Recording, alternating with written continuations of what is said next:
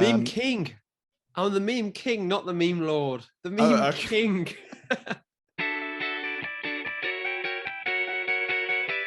Hello, and welcome back to the Cricket Nerds podcast. It's me and Benji today, and I think we're going to have a chat. And the main thing I want to cover today is the recall of Alex Hales into the England T20 squad, because it's very interesting.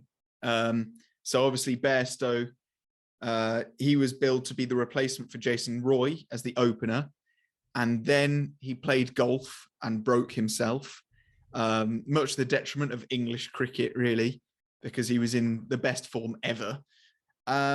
So Hales has been added to the squad. Now, Hales hasn't played for England in, 3 years now?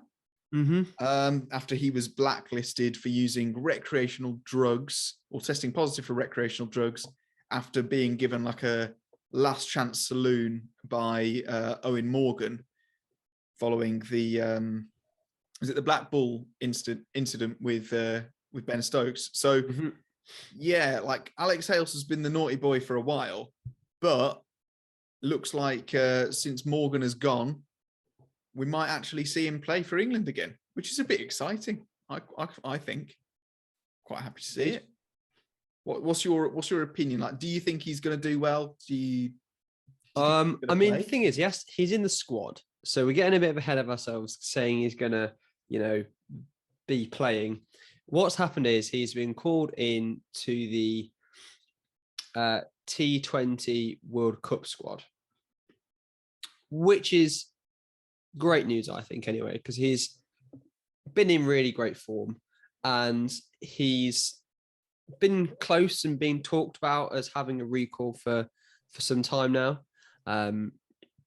And he's good at cricket. Like, he's scoring runs in franchise tournaments around the world. He's always in one of the top scorers when he's ever in the PSL or the BBL. He had a great 100 this year. So yeah, I just think it's great for him to be back in that mix up. I'd like to see potentially Alex Hales and David Milan opening the batting. That would be quite interesting because that would just be the Trent Rockets rekindled. But let's be honest, it's if he's playing, he'll probably be with Josh Butler. But I think it's exciting. Like he's an exciting cricketer. I think it's going to be between him and Phil Salt for that spot because they're the two openers who'd fill that spot. And Rob Key's come out and said that he's done his time and that his selection is based purely on his form and ability. So I think it's good. It's a good move for English cricket. It's good now to move on from whatever's happened previously, and get that behind us. That's all done, and let's just move on and talk about having good cricket and winning a T20 World Cup. Yeah, I think that's what it comes down to, because it's happened so many times in the past where there have been like really good players that Kevin Peterson is a perfect example where, like, looking back, I'm sure tons of the England management regret how he was managed because he was such a good talent, and yet he wasn't used for all of his prime years because of kind of falling out and things like that. So it is important to focus on it being about the cricket, because that's what it comes down to. If somebody can score you a lot of runs quickly in T20, play them, because that's what we need. Exactly. I'd much rather have Hales, who nobody likes, but he's scoring tons of runs, than Roy, who everybody loves, playing but doing nothing. That's what it comes down to. I think the interesting thing with that is as well, like he's become the first English player to get over 10,000 runs in the T20 format. So that is all the franchise tournaments. That's all the domestic and the things like the 100 too. So it just shows you, the kind of quality player that he is. And I think it could be like a turning point for the Butler captaincy and the Butler era as opposed to the Morgan era. Like we've got a new coach, two new captains, two new coaches, two new captains. So yeah, I think it's really drawing that line in the sand. And yeah, the 10,000 runs club. I mean, that's an elite club. The 10,000 runs club is, there's not many players that can say that they've scored 10,000 runs in their career in T20. Yeah, it's like Chris Gale, it's David Warner, it's Kieran Pollard probably. Yeah, just really good players, basically. I think something that could define the Butler captaincy era, Butler Mott era, is you play the best squad. Like whoever's doing the best, you play them. Because with the Morgan era, they were kind of rewriting how white ball was played. So it was all about being aggressive. And if you get caught at long on, that's fine because you've tried, as opposed to that being a soft dismissal. That was kind of the mindset, especially in ODIs. So with that, you kind of needed a lot of squad loyalty. You needed to say, look, it doesn't matter if you have a run of like low scores because you've been trying to smack it around, because we're going to back you the whole way. But now everybody plays like that, especially in the Blast, the 100, and all the franchise tournaments that a lot of English guys play in. So you can kind of afford to be a bit more ruthless with your selections now because there is a bigger talent pool and people are better at smacking it around. Like, we could give Will Jacks his debut, and if after a couple of games he's not doing well enough, Alex Hales, because he might do better. And I think that might be potentially where we go, where I think there is a point of diminishing returns with that, but I think overall it could probably work for the best for us. Would you like to hear the list of people who've scored over 10,000 runs in their T20 career? Oh, that's some stats stuff. Yes. Would you like to know? Right. There are, aside from Hales, there's 1, 2, 3, 4, 5, 6, 7 others. Oh, okay. Can you name them all? So we've got Christopher Henry Gale. He's the top, 14,500 runs. He is 3,500 above the dude in second place. Mental. Kieran Pollard. Second place. David Warner. Fourth. Ooh, okay. Virat Kohli. Fifth. Now you're asking. I don't think MS Dhoni has batted high enough to score 10,000 yet. Is MS Dhoni on there? No, I didn't think so. Shikhar Dhawan? Nope. He's 9,200. Suresh Raina? There's only one more Indian on that list. Oh, okay. Virender Sehwag? Nope. Yuvraj Singh? Come on, opener. You've got this. Sachin Tendulkar? No, think recent. Rohit Sharma? Oh, of course. Yeah. The two you've missed on that list are Aaron Finch. Of course, he's played in everything, hasn't he? And Shoaib Malik. The only two other players. Wow, okay. He's actually third on that list. Interestingly, Hales has overtaken the England's men's test coach, Brendan McCullum, who's the one that's next after him. So you can see he's in that ilk of like fantastic players. Yeah, you'd play any one of them in your all-time T20 squad, wouldn't you? Exactly, and it seems foolish to leave him out of it, which is good. I think we've realised that now, and I think it's positive, and I'm excited for the World Cup, and I just really hope he now actually gets games and plays, because I think he's done enough to deserve that. There's a few other things going on in cricket. Shall we talk about the upcoming Test match? Let's do a prediction. Third Test match. What do we think is going to happen? It's going to start tomorrow. Talk me through it. I think South Africa aren't going to make the same mistake as last time, where they went for two spinners that turned out to be completely ineffective, because they were going to be brilliant if on day 4 and 5 They didn't reach day 4 and 5. So I don't think they're going to make that mistake again. I think Marco Jansen was too good for them to drop, really. I think that was lack of foresight. And I think they'll go with Jansen again, which would cause England problems. However, there are some changes. Obviously, Big Johnny Bairstow has gone, but Harry Brook replaces him, which I'm actually quite excited about. I think he'll do really well. I think here we go, some more stat stuff for you. I think he's averaged over 100 this English summer in red ball cricket. Over 100 average. Like, that's pretty good, isn't it? That's not bad. That's good form.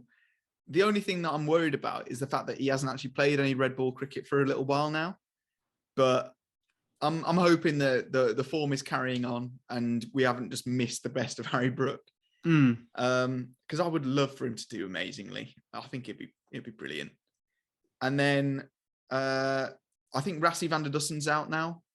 He's hurt his finger, but I don't think he got that many runs, did he? He looked the most competent, to be fair. Yeah. So England have changed have announced a one change to their team. I think for South Africa, as you've said, I think they've got 2 changes. I think it's likely that Ryan Rickleton's going to come in and replace Rassie van der Dussen, which is huge because Van der Dussen's such a class bat and doesn't ever look like getting out, I always find. And Marco Janssens has come in for Simon Harmer. Yeah, I think that's a good shout. So, what do you think about the potential of them dropping Aidan Markram from number 4 and having, I know I'm going to butcher the name here, but Kea Zondo? It might be Kea Zonzo or Kea Zondo. I'm not sure, but yeah, I don't really know much about this guy. So I can't give too much insight onto him. This is honestly, I read his name in the team sheet and it's the first time I've ever seen his name. Okay. Well, I know that isn't great. So from what I know of him, I think he's been in the test kind of mix for quite a long time. I'm talking like around when AB de Villiers was there. And he was dropped from the team on AB's command, which kind of, there was a whole political thing there, like potentially accusations of racial prejudice, which is always ugly. But he's worked hard on his red ball stuff and he's actually been in pretty decent form. And obviously Aidan Markram has been in horrible form. He's the kind of guy that will play the most beautiful shots and get a really nice 16 off 12 and then go out. So I think Zondo wouldn't be a bad shout.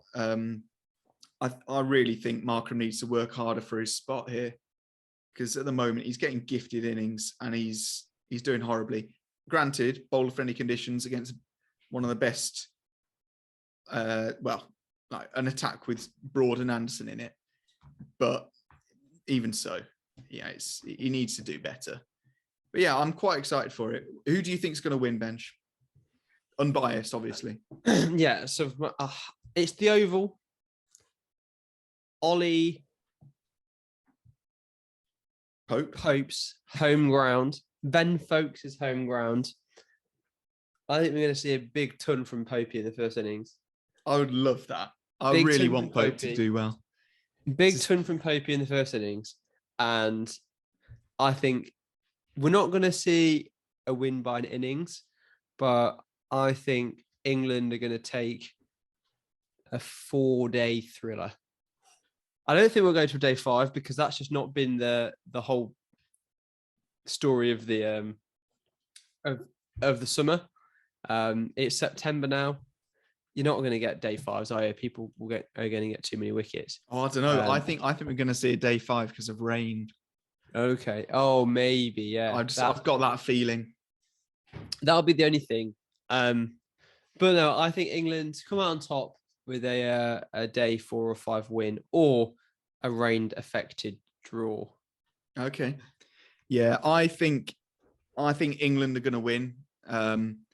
However, I think a hell of a lot of it depends on the toss. Feels like a T20 in the UAE. I just think whoever wins the toss and bowls first is going to win. So yeah, that's my opinion. Hope England win, but I also hope for the sake of our South African viewers that it's very good. It's a very close match. Yes.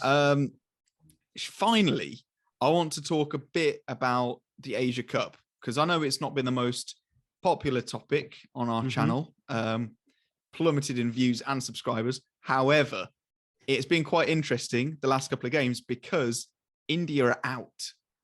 I'm pretty sure they're just knocked out of the Asia Cup now. Wow. Because Pakistan beat Afghanistan in an absolute thriller. Now, my team, Afghanistan, who I drew in the little sweepstake we did a couple of videos ago, they took it right down to the last over, and I think they only needed what was it? They got it down to requiring 11 off the last 6, which, to say Afghanistan put 129 on the board is an incredible effort. It was last wicket partnership for Pakistan. Neither of the two, so it was 10 and 11 that were in. Neither of them average above 6 in T20Is or T20s in general. And Naseem Shah hits 2 6s in a row to finish the game off. That is brilliant. I was well impressed with that. So yeah, not a whole lot to say about it, but I think it's looking like it's going to be Pakistan versus Sri Lanka. It has to be. They can't be caught. Afghanistan and India play tomorrow, and because they've both lost their first 2 games, they can only go through with 1 win, which means that Friday's game is just going to be a preview of the final. So there's going to be Afghanistan, India, Sri Lanka, Pakistan, then Pakistan, Sri Lanka, which leads me to just talk about how stupid the Super 4. I'm not a fan. I prefer a knockout. Definitely prefer a knockout. It's a ridiculous way of doing it, because you can get situations like this where it's going to be a boring wet end. But anyway, we're not the ones who are in charge of the Asia Cup. That is what it is. Just before we end, can I just say a huge shout out to I think it was Human in the last video, who has dubbed me as a meme lord. Nice. That's quite an accolade. I'll take it. I'll take it. It was when I was talking about all the people wearing yellow shirts and was like, actually, no, not Australia. Apart from Australia. Yeah. That's cool. But, yeah, what's the last video if you want to know? If someone can clip that and make it into a meme, we'll upload it as just shorts, and then we can start doing Cricket Nerds memes. Yeah, that's an idea. Let's do it. Sweet. So thank you all very much for watching. Don't forget to like and subscribe. We really appreciate all the support that we've been getting recently. Please follow our social medias. We are at Cricket Nerds Pod. You can also listen to our podcasts. Meme King. I'm the meme king, not the meme lord. The meme king. Right, that's good to know. Right, bye.